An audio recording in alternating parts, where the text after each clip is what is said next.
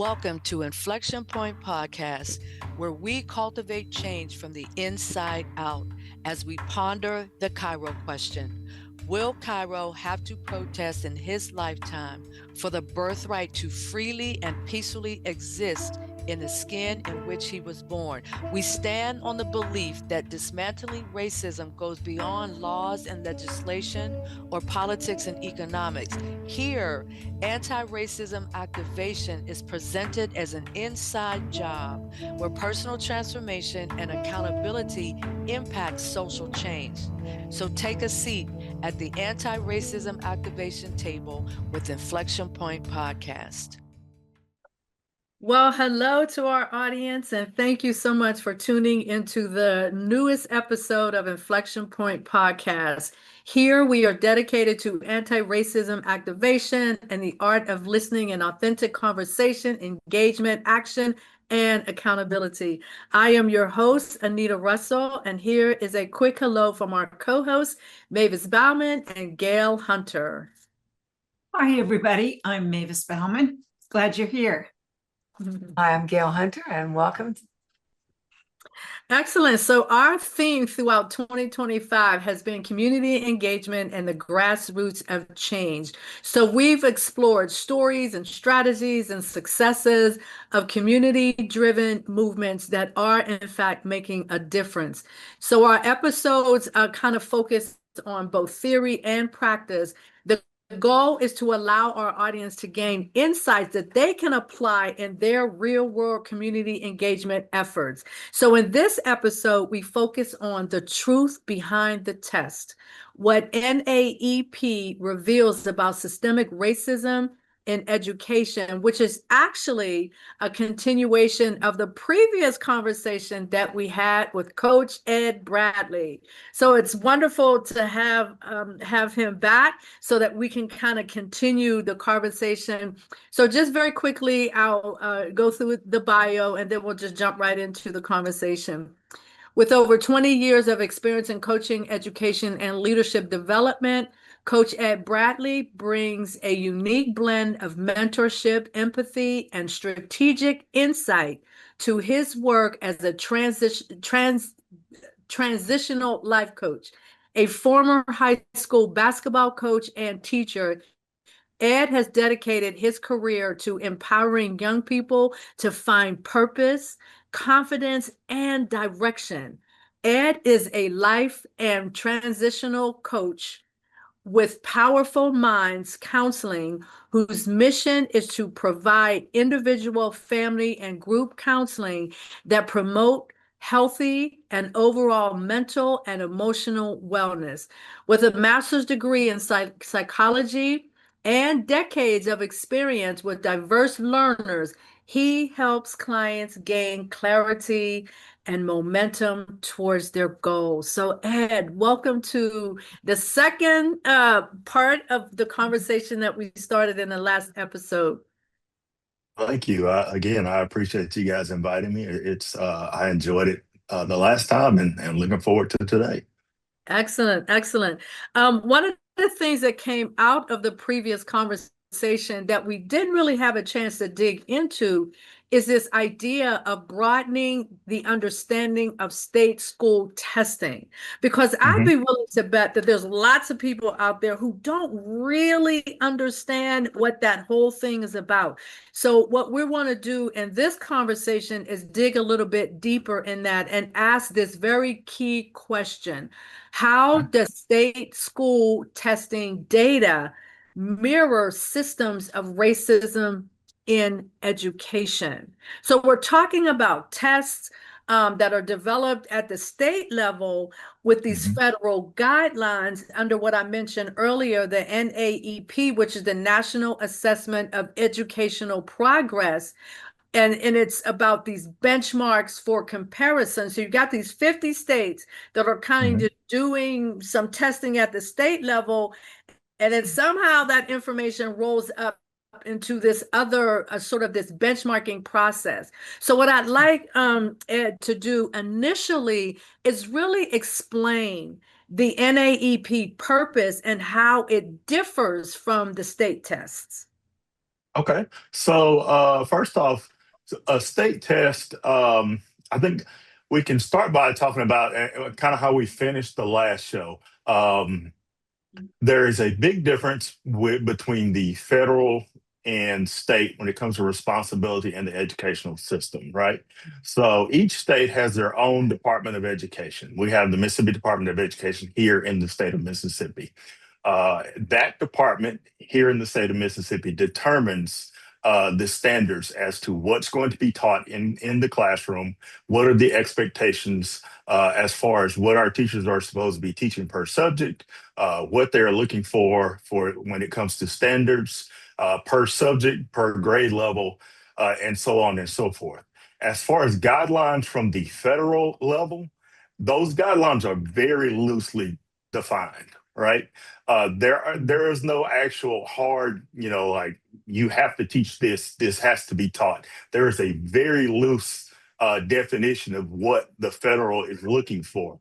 As far as on the federal level, the Department of Education, their main goal, in all honesty, is to ensure fairness. Their job is to, like they have their department, their primary goal is to ensure that we are following the federal laws as far as making sure that all of our kids are being taught, that we are following, like civil rights. They have a civil rights division. We are ensuring that all the kids are being taught equitably and those things. But as far as the curriculum is concerned, they are very loosely involved when it comes to curriculum. And honestly, if we are looking at the nation as a whole and we're talking about improving our educational system, I believe, this is my own personal belief, I think as a nation, if we were serious about educating our kids, we would have a more centralized educational system where we would set standards and we would allow each state to be involved with determining how that would work. But we would set a more centralized system of standards because at the moment we have 50 different, and I think we're going to talk about this as the show goes along, but we have 50 different ways to determine success because each state has their own report card of how they determine success. So again, so like I sat on, before I retired from education, I sat on the committee who actually wrote the state test for the state history test here in the state of Mississippi, right? Now, I will say, even though we get a bad rap education wise in the state of Mississippi, I will say that the State Department here in Mississippi was adamant that we try to make sure we created a rigorous state test so that when our kids took that test, we were getting a true measurement of how well our kids were doing academically. Now, it is kind of unfair because I think there are other states, because they know how they are going to be judged based on how well those kids do on those tests, that are not trying to create as rigorous a test. Because in all honesty, a lot of times, based on how those you do on those tests, can determine whether or not you graduate, right? Graduation Right. rates are a big, measuring stick when determining how successful your educational system is in your state. And realize it or not, that's usually a measuring stick when it's time to determine if I'm going to build a factory, if I'm a business owner and I want to build a factory and I'm looking for a state I want to build that factory in, I'm looking at your educational system because then that tells me how hard do I have to work to train my workers that I'm going to hire. That's a big Right. factor, when we're trying to Right. decide where I'm going to build. Absolutely. And you mentioned the word yardstick. And I picked up the statement that says, we don't have one yardstick in America. We have Right. 50 different yardsticks Mhm. in America. And then we pretend that we Right. can compare them. So we can kind of dig into this idea of having these disparate tests, if you will, but Mhm. then we try to take them all to do a comparison that gives us a look at what education actually looks like in this country. So we Right. could dig a little bit about that. I think that would be very helpful for our audience as Mhm. well. So the NAEP, they make an attempt at trying to compare apples to apples, right? So when it comes to the state tests, when we compare say Mississippi to Alabama. That's comparing apples to oranges because our state test on history is completely different from their state test on history. Because, when we made our test, it was I think 20 different history teachers from all over different parts of the state came together to write that test, right? And we used there is a professional group that came in, a test writing company that came in. They set certain guidelines based on what our state, Department of Education wanted us to follow when writing this test, right? Well, then Alabama teachers did the same thing. I don't know what company they used to write that test. So the company they used might have been better than the company we use. I doubt that because I was very impressed with the people we work with. I thought they did a great job. In fact, one of the things as I was doing is I told my wife, like, when I retire, I think I want to go work for these people because, like, I'm learning things about testing that I've never known before, to the point that I even changed how I wrote testing items for my classroom. Like I really learned when it came to creating testing items. But so comparing state test to state test is really apples to oranges. What the NAEP attempts to do is compare apples to apples. So what the federal government does, they create a test, and it is a random sample. So they pick random schools and random students throughout your state to take this test, right? And then they try to pull data points from the scores of that test and then compare them to other states. So in a sense, they are comparing how your state is doing to other states. Now, the idea is it's not a gotcha thing. It's not really to compare. It's supposed to be able to show you, how well you're doing within the state compared to, so they're going to pull a kid from the Mississippi Delta, which, if you recall in our last show, we talked about the disparity as far as their overall socioeconomic disparity from people in the Delta, say, compared to the Mississippi Gulf Coast, right? The tax base is a huge difference, right? They're going to pull a kid from the Mississippi Delta to take this test, and then a kid from the Mississippi Gulf Coast. And then they're going to compare the scores based on that. Now, typically, the schools on the Gulf Coast are ranked a lot higher when you look at our state test, right? As far as how well the kids do, just because, as I mentioned before, they have more resources. Mm-hmm. So typically you're going to see the kids are doing better academically. So the NAEP idea is let's give them a test that is not made in Mississippi, and then let's compare how they do on this test as opposed to how they're doing on the Mississippi test. And let's see where there's some differences and compare and see how we can see where the inequalities exist. But in reality, honestly, it's obvious where the differences are, in all honesty, in education. And if you really look at it, and I said this the last time we met, educators are blamed for breaking a system they didn't create. And the reason being, America's schools were not designed to be equal to begin with. We're asking American schools to deliver equal results when inequality is already built in.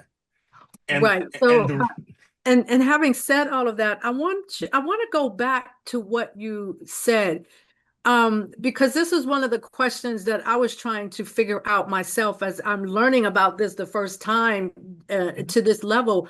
So, what is the result when at the state level there's a higher score, but at the NAEP level, the score is lower from kids that were randomly selected from that same school district? So I'm trying to understand, how does that like connect together, and how, because in my mind, I can't see it. It just doesn't seem to make sense to me that you can draw these conclusions right from the data that you have in front of you.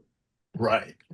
So if you're seeing a difference from your state testing and your NAEP numbers, what it probably tells you is that as a state, you're not working very hard to create a rigorous enough test to pull quality data that you can actually use to educate your students.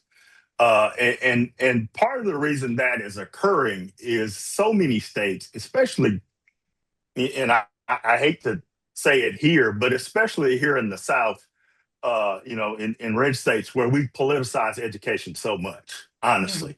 We here in a red state where we constantly vilify public education, and we're constantly throwing that school choice thing out there all the time, right? So what happens is in those states, people who are in charge of education, because so much of what they do has been politicized, they know they need numbers to come out to be positive. So they create tests so that the students are successful on these tests. But ultimately, they know they're not actually educating these kids. Got you. Got you. So that's very powerful what you say, because now it's kind of helped me get a little bit more clarity in terms of what these numbers actually mean and the conclusions that can be drawn. And so because the state test is created at that state level, but if the test is not based on rigorous teaching standards, you end up with kids who may be okay, if you will, for the state test, but when they get compared to this NAEP, now there's it feels like there's a different definition of the word proficiency at the state Right. level versus the NAEP level. Right. So one of the things that myself and I know some other educators that I've spoken to is, if we were serious about, educating our kids and accountability, right? If we were serious about that and using data to educate kids and not necessarily using state tests to penalize educators, what we would do is we'd scrap all these state tests. We'd scrap those. We'd use the SAT and the ACT as a measuring stick, right? And then we'd take the data that we gain from those, and we would use that information to ensure that we're actually teaching our kids. Those are better measuring sticks, right? So, and the reason I say this is, again, from state to state, you don't know if they are seriously giving a rigorous test to actually measure if these students are learning, or if they are just creating a test because they were told to create a test. If they are getting political pressure to create a test to make them look good, or if they're creating a test because they want their kids to learn. I will say again, here in Mississippi, even though we have been attacked left, right, and in the center for education, and again, our elected officials here by no means are pro public school. I mean, we were ranked 50th for the longest time, and then recently the data has come out and we are now ranked 16th. That is a huge jump. And you would think that the state and all the elected officials would be jumping for joy and trying to take credit and talking about what a great job and doubling down on trying to improve education, right? No. Right now, what they're doing at the state capitol is talking about parent choice and taking money and taking the money away from public education and pouring it into private schools. Like, where have you ever seen that type of success? And the response is, let's take that money away from them. Let's not reward them. Let's take the money away from them and give it to private schools, where we're not going to hold them to the same standard that we've been holding these public schools to. Excellent. So I want to toss the ball over to Mavis or Gail. Any comments, questions? Because I know when we were preparing for this, there were just certain aspects that seemed a little bit fuzzy. So I just wanted to make sure that we're starting to move in that space of a little bit more clarification and understanding of how these things are working together, but also how they can be detrimental to the children. Yeah, but for decades they've been talking about how the ACT and SATs were not, and major testing was not really socioeconomically or culturally or racially written to encourage proficiency and to really be adequate in the testing evaluations. And do you find, since you actually were part, do you feel that that has changed? Do you feel that that's still a major issue in this testing? Because it has to have some impact. I couldn't imagine it doesn't. That is a good question. And I know I just said, it would be better to use something like the ACT or SAT as opposed to state testing, just because Yeah. it's a nationwide test Right. that has been given. And honestly, I think, I can't speak for sure that there has been changes. I would hope that there has been. What I think what needs to occur is, I think as a nation, the Department of Education should try to steer everyone to using those as a metric, but then having a conversation with both these testing companies to Right. ensure that we are doing that. Right. So that we are having a better measuring stick and a better metric, so that we are doing that. Because you are absolutely right that we do have to be culturally responsive in our testing. That's one of the things. I made some notes after you guys sent me the call sheet for today, because I got a bunch of numbers too.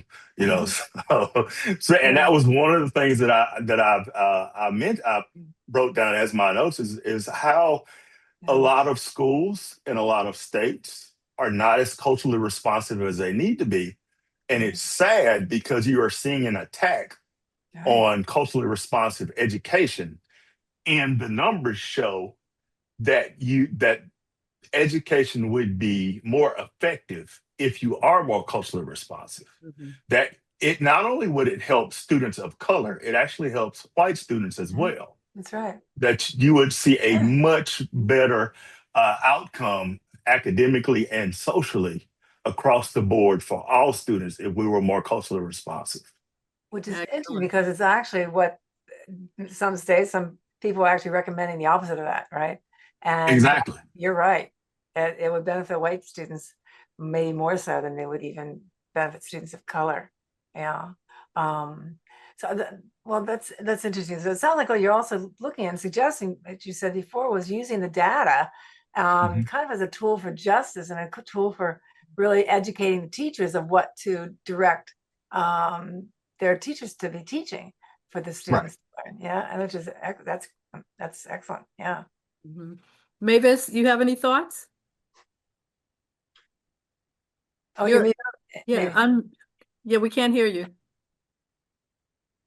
I'm sorry. I have no a worries. badly behaving pup in the background.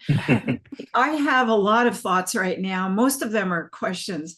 Ed, just for your information, I have never ushered a kid through the school system.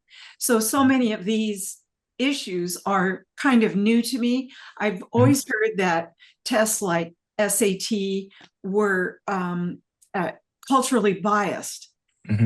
I'm just kind of lost in a snowstorm right now. I'm thinking, how in the world can we make tests that are truly fair, not only across cultures, but across the country?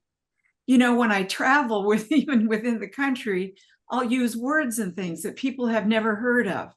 We're so different. We're like 50 countries in a way, And then, in the process of doing a little research, I'm seeing all these different organizations collecting data. And how is that data used? And is it really going for the benefit of the kids? Yeah. It's about state competition and federal dollars. I just looked on one site that apparently is not being updated because of what they're doing to the Department of Education. Right. But that federal funding is only 8%, only 8% of what schools receive is federal funding. Is that true? Yeah, and it's by state. In all honesty, it's by state. So that makes a big difference. Is it by population then? So a lot of federal funding is tied to not only population, but it's tied to like student need. A lot of federal funding is going to be tied to, like, if you have students who have special needs, things to that nature, students who are from a certain social economic area, those type of things. Most of what federal funding does, it kind of makes up the difference. It's more tied to equity than it is just overall funding. The states kind of make up kind of are required in some areas. And that's why when it's crazy because, again, our current administration kind of got into office because they wanted to eliminate the federal Department of Education. And of course, the biggest base are red states, which primarily are southern states, right? Right. But most of those states, in all honesty, really depend on the federal government to fund their education system. Like a state like Mississippi, a large portion of what our state funded education comes from is federal dollars, because we have such large areas in our state where we have such a large groups of people, right, of need. I see. Right. Okay. So that doesn't quite make sense, right? Right. None of it makes sense. Right. It definitely does not make a lot of sense at all. We have about 3 more minutes before we go to break. And I wanted to mention these things that we had listed here, why the NAEP comparisons are often misused. And one of the things that's here is exactly what you're talking about. Like you said, an apple and an orange. Essentially what that is, you're comparing different contexts, but you're trying to use the same yardstick.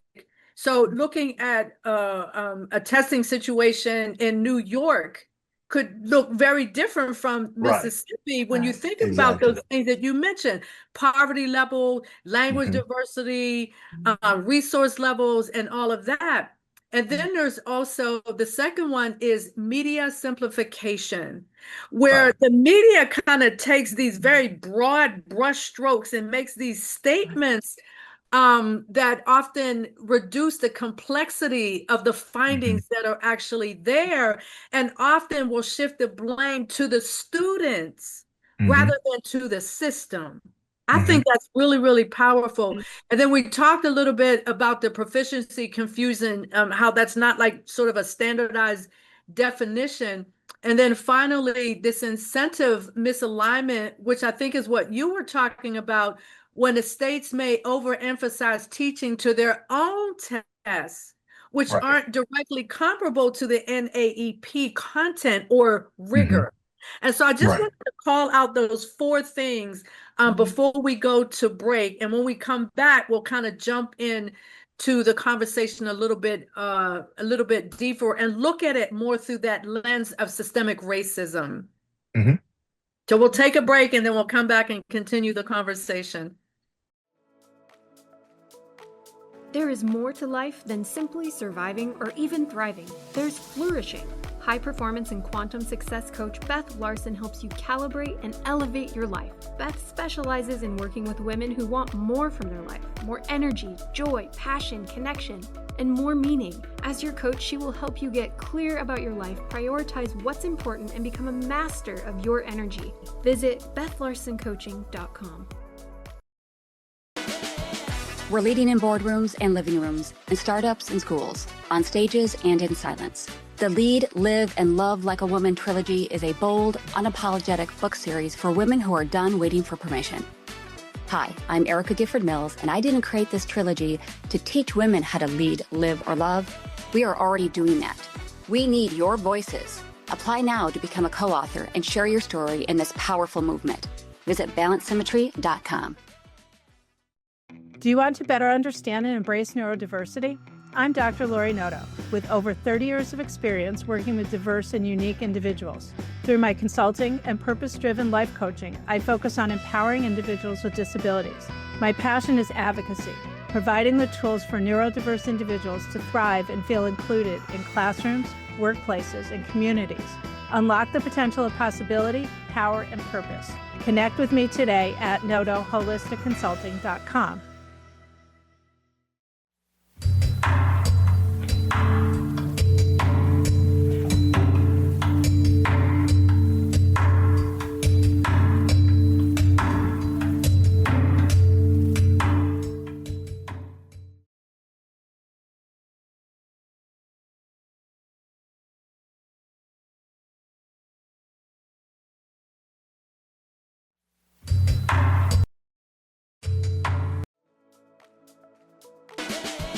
We're leading in boardrooms and living rooms, in startups and schools, on stages and in silence. The Lead, Live, and Love Like a Woman trilogy is a bold, unapologetic book series for women who are done waiting for permission.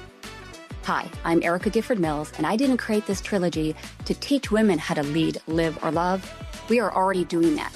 We need your voices. Apply now to become a co-author and share your story in this powerful movement. Visit balancesymmetry.com. Do you want to better understand and embrace neurodiversity?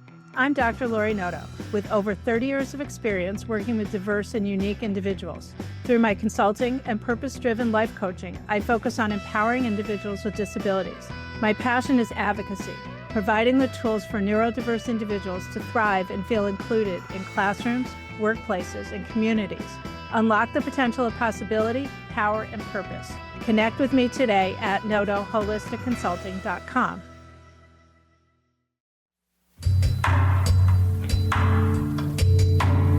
Do you want to better understand and embrace neurodiversity?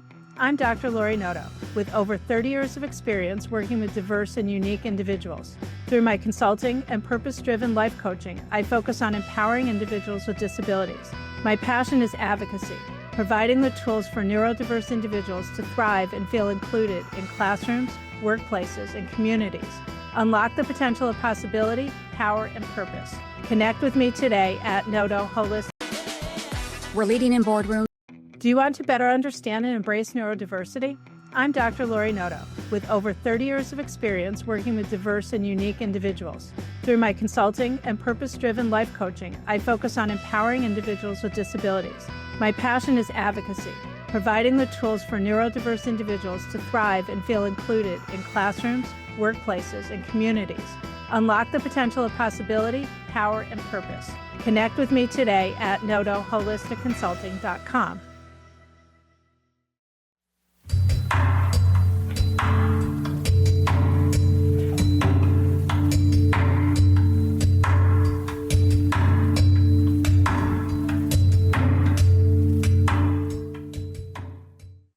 So welcome back as we continue our discussion with Coach Ed Bradley, and we are talking about national testing and state testing and an NAEP and all of that as it relates to our students being tested to kind of determine their proficiency in specific topics. So we're going to change the direction of the conversation just a bit.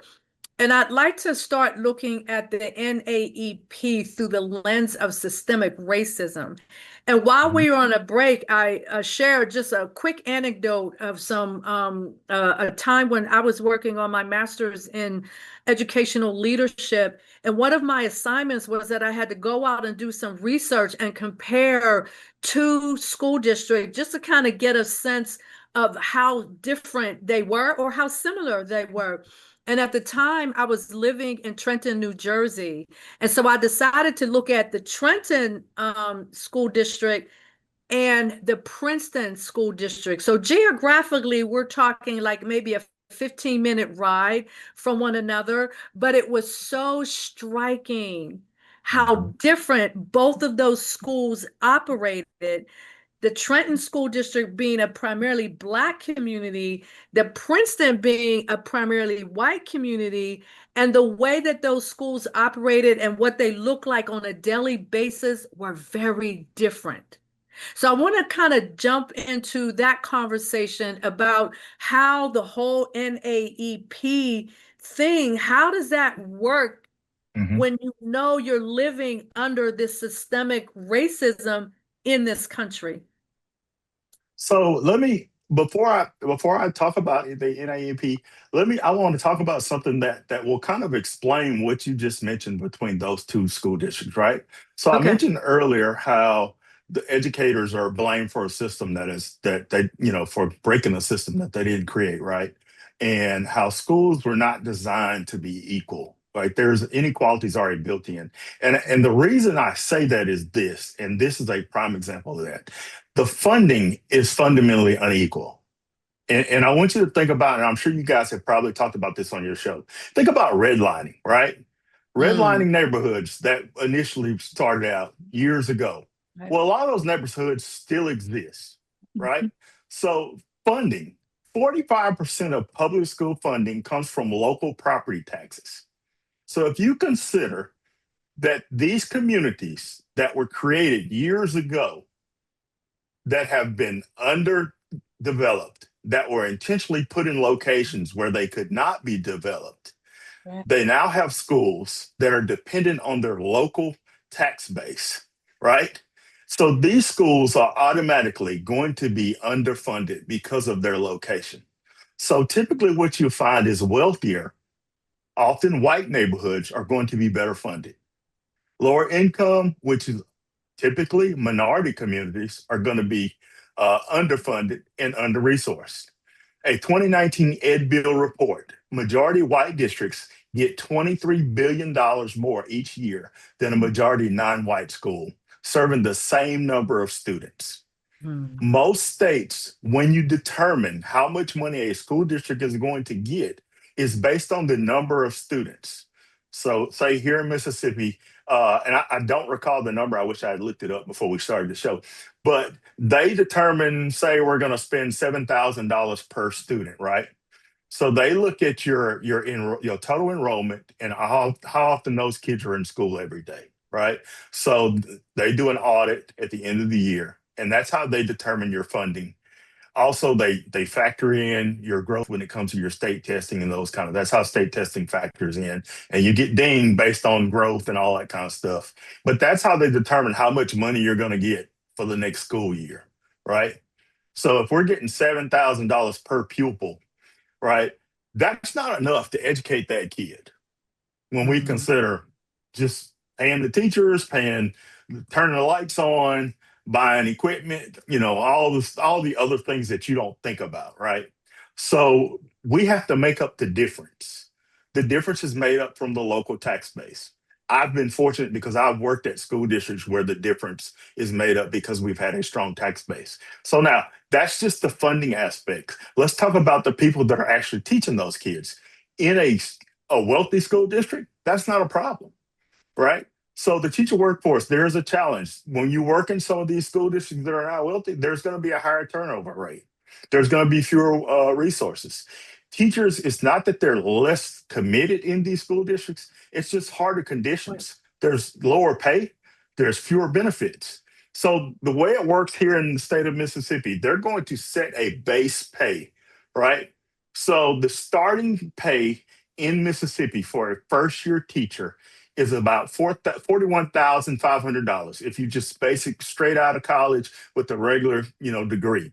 It can bump up to $44,000 if you have a master's degree, right? So the way it works is they have a base salary that you can receive, right? The state requires each local schools district to offer what they call a local supplement. The law says the local supplement has to be a minimum of $1, right? But it's based on your tax base. So I did a little research. I live on the Mississippi Gulf Coast, right? So again, in the state of Mississippi, the average, if I'm first year teacher, just graduated from college, I'm getting offered a job, I could make $41,500, right? $41,500. Depending on where I'm going, I could be making $41,500 and $1. That could be my salary. Or I could go work on the Mississippi Gulf Coast and make $51,916. So which one am I going to choose, right? The tax base here on the Gulf Coast allows for me to make a whole lot more money, $10,000 more. The average local supplement in the state of Mississippi ranges from $300 to $6,550. So there is another source of inequality. We have to find a way to make up the funding gap, Right. because we are intentionally underfunding these school districts. Wow. School districts that need the you. funding. Yeah. Yeah, Yes. thank you for that, because that was incredibly helpful. And then when you think about, we have these sort of in our notes and everything, these three specific areas where you're looking at NAEP through the lens of systemic reform. And one of them is that discipline and zero tolerance policies, which kind of contribute to the school to prison pipeline. Another Mhm. one is school segregation, which is what you were just talking about, which is what I was just talking about in Trenton and Princeton, and resource inequities.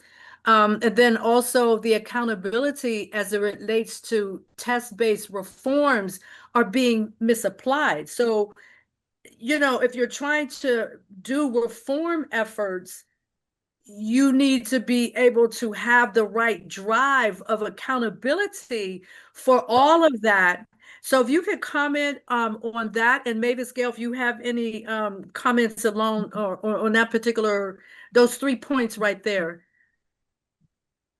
So when it comes to the accountability model, right? A lot of it started with, George Bush and the No Child Left Behind, right? In 2001. The idea was we're going to close the achievement gap. We're going to start testing schools and holding schools accountable for, because, they sold this idea. You got all these teachers that are just sitting in the classroom collecting a check. And I just showed you what those checks look like. So I don't really know who these teachers are that was collecting these huge checks or whatever. But what has occurred is we are using these tests as these scores and these numbers more punitively than we are as a metric to actually measure data to try to get positive outcomes. So that's where the problem comes in, because what has occurred is in many states, as I mentioned earlier, funding is tied to your testing outcome. So if I'm in a school district who is underfunded, right, I'm already struggling to get the teachers that I need. So my classes, in these classes where I'm struggling to hire teachers, so my classes are going to be overfull. They're going to be overfull. So I went from when I went to work at Madison County, I was shocked because I left Harrison County, which was a huge district at the time. And they had a great tax base, pay was good, but I was working at one of the largest schools in the state. And at the time, they were struggling to keep up when it came to hiring teachers just because they were trying to build a new school. It wasn't a funding issue at the time. They were in the process of building a new high school, right? So I went from having like 30, 35 kids in the class, and it was just unreal. It's hard to do. It's hard. I went from there to Madison County where I was having 15, 16 kids in a class. The difference in teaching a class of 35 and teaching a class of 15 or 16 is huge. The amount of time I could spend with each individual student and give them individualized instruction makes a huge difference with how much information they're getting when they leave the classroom. That is huge. So imagine a school who are dealing with kids who are in an area that is underfunded, right? They're dealing with kids who are already starting probably at a deficit because their parents are working constantly, right? They probably didn't get the early education, Head Start, those type of things. They're probably starting with some type of learning disability because they didn't get the early educational advantages that a lot of kids in other neighborhoods who had more funding, who had more access to early Head Start type stuff had, right? So now they're in a classroom where they're not getting individualized instruction. And we're going to ask this kid to take the same test that a kid in another school who only had 15 kids in the class with them.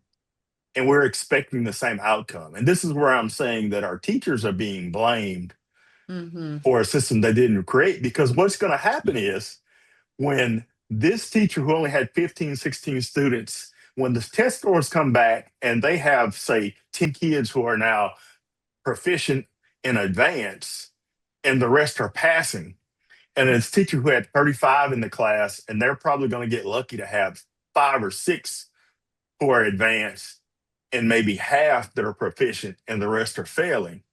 This teacher is going to be looked at as being a terrible teacher. Yeah. No, they're not a terrible teacher. It was the circumstance you put them in. Yes. I don't care who they are. They're not. You did not set that teacher up to be successful.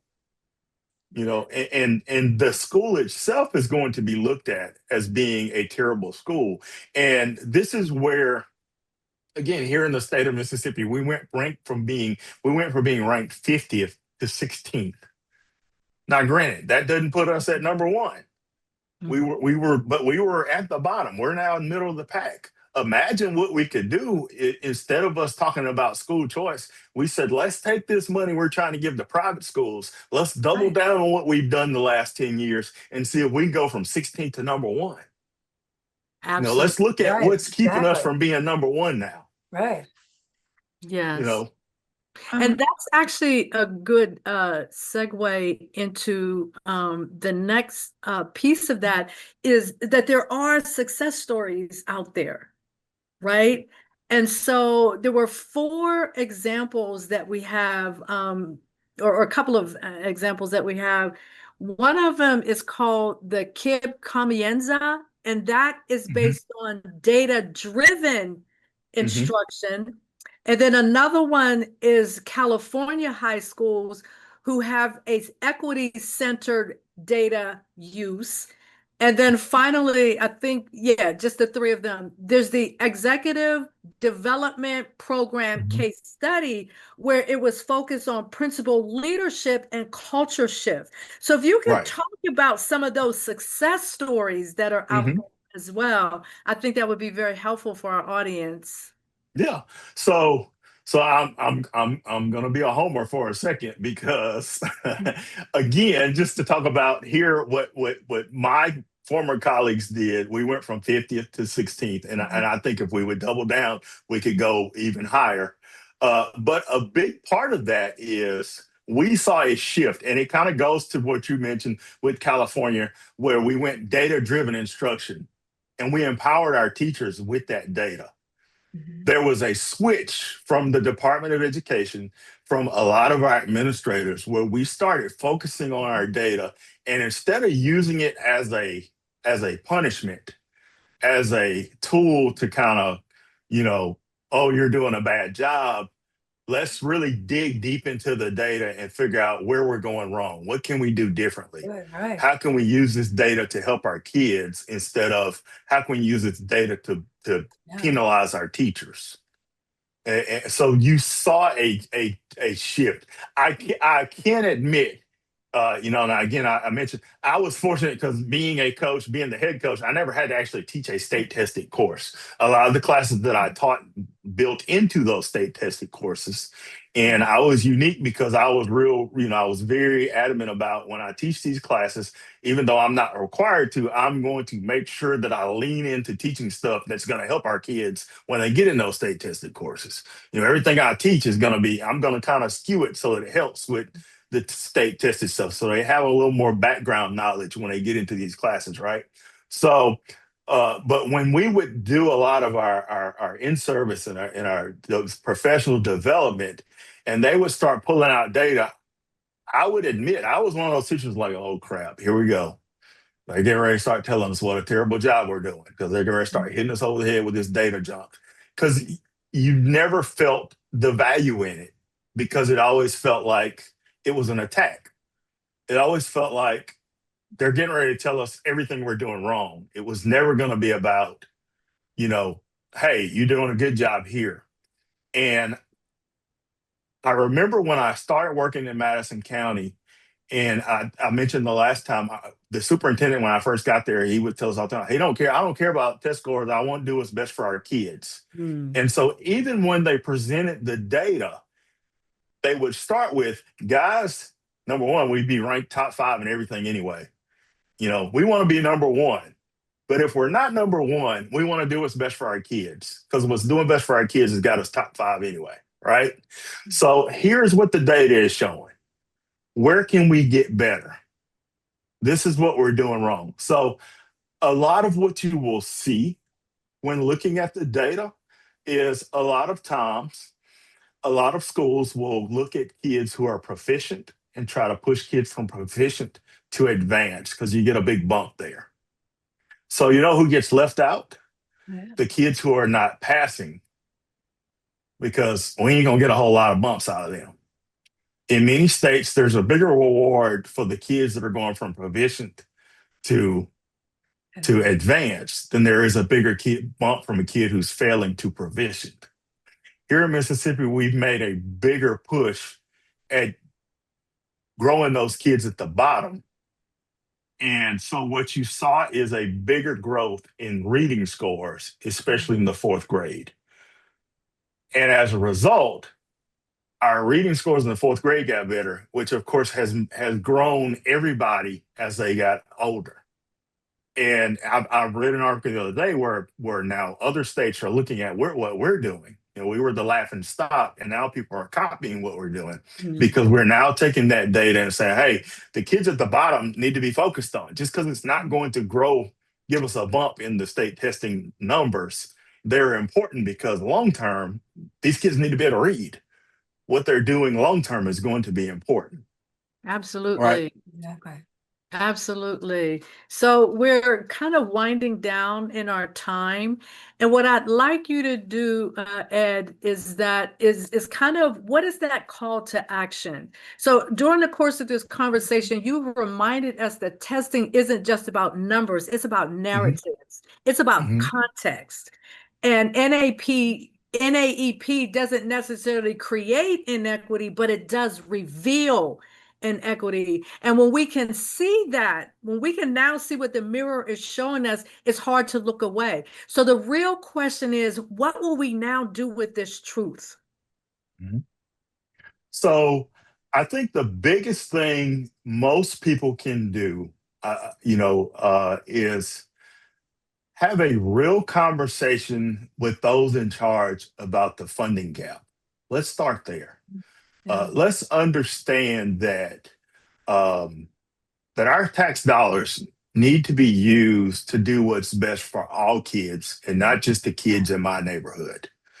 Because at the end of the day, and I think we talked about this, we didn't mention it in the last show, and I think it's important that we mention this.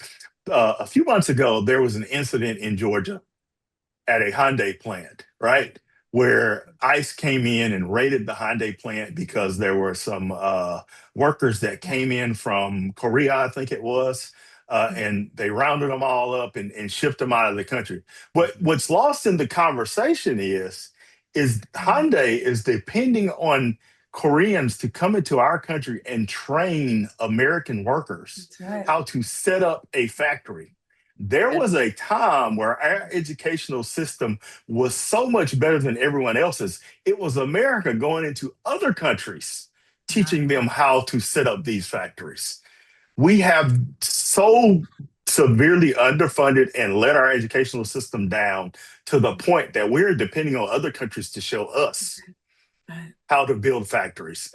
And that as an American should bother you. I don't care what part of the political spectrum you sit on. So as an American citizen, no matter what you believe in, as far as equity is concerned, let's use our tax dollars to build up all schools. Find a way to do some good for all schools. Excellent. With the resources to the schools and the income to the teachers, and let them all start out at the same base. And get qualified teachers everywhere. Give them all a chance, the students and the teachers. Absolutely. Yes, absolutely. And the leadership, the principals, and it's the whole entire system. It's like improving the whole entire system with the desire to have a much better, much more equitable outcome. So we are literally out of time at this point. And I want to close out with this quote. When I was working on my master's degree, Sonia Nieto, who is a multicultural education person, and she really, really sort of helped me to shape my own understanding of the educational process. And she says, teaching is political in the sense that power and privilege through decisions about funding, curriculum, class size, testing, tracking, and other matters of policy and practice exacerbate rather than ease social class and race inequalities. So I wanted to kind of drop that into this conversation. We're literally out of time. So I just want to thank you, Ed, for coming in for this second round and continuing the conversation that we started off in the previous episode. And so for the audience, I invite you to kind of listen to this episode again. Think about some of those things that you could be doing in your own environment, in your own communities. Advocate for equitable policies and join the conversation wherever these conversations are being had. Join those conversations, because for us, that's what community engagement is all about.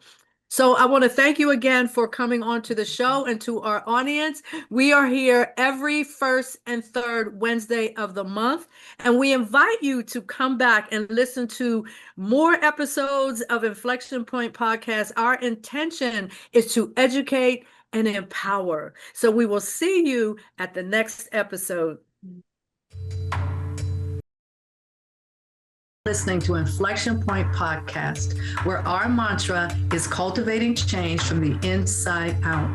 The journey towards anti-racism and social change doesn't stop here. Truth, reconciliation, and healing come from ongoing, open, honest, and deliberate conversations.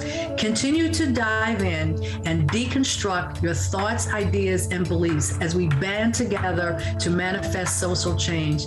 Tune in to Inflection Point Podcast every first and third Wednesday at 3 p.m. Pacific, 6 p.m. Eastern, here on TransformationTalkRadio.com for more conversations about how we can cultivate change from the inside out.